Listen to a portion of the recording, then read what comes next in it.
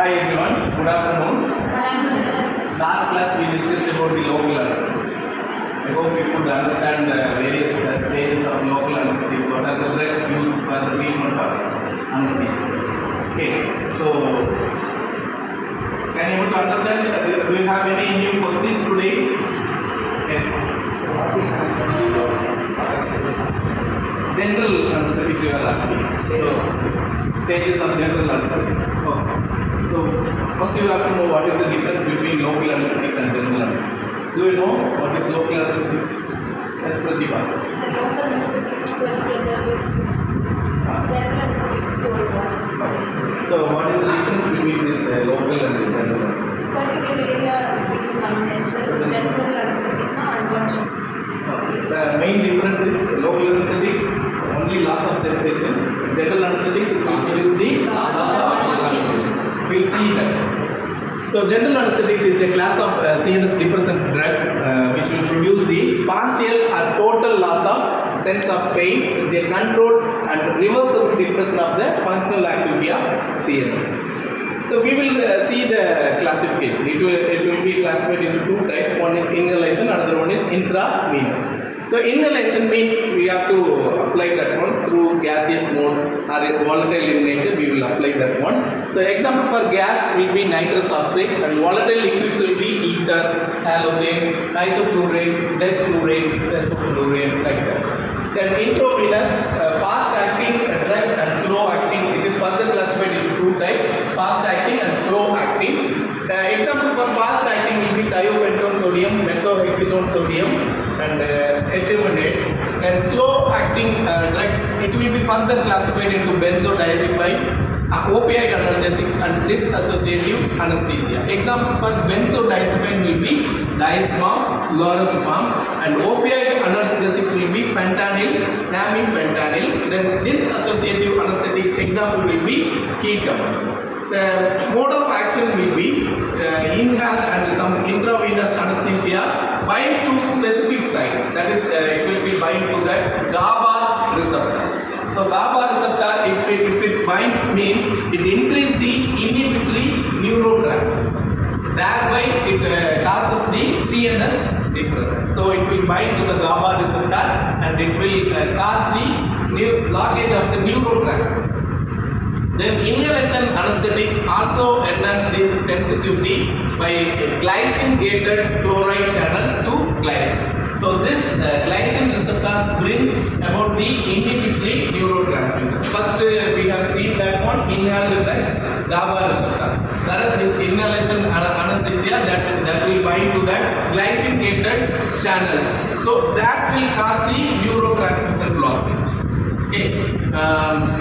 Then some general anesthetics may activate the potassium channels in the brain, binding to hyperpolarization of the membrane, thereby inhibiting the effects. These are the various mechanisms of action of this general anesthetics.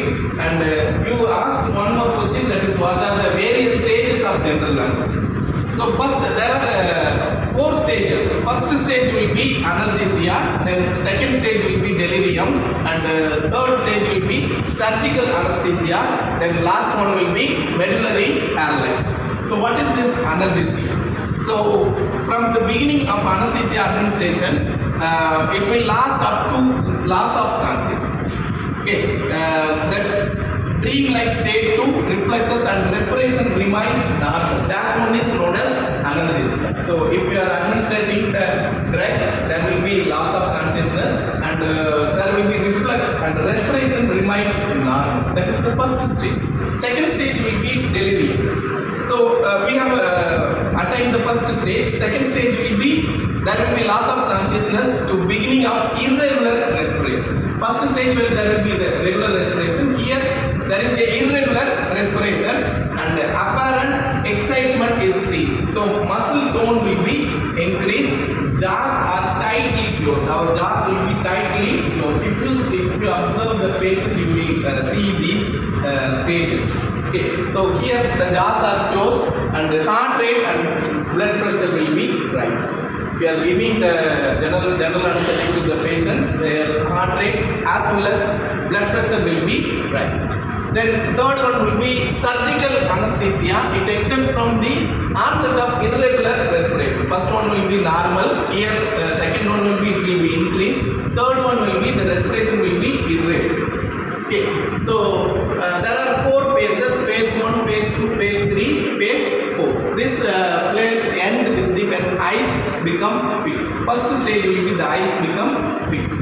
Then the second stage will be loss of corneal and laryngeal reflexes. Second stage will be loss of corneal reflexes, and third one people start dilating and right reflexes. So our people will be start dilated. Then last phase 4 will be dilated people, decrease muscle tone, and again blood pressure will fall down.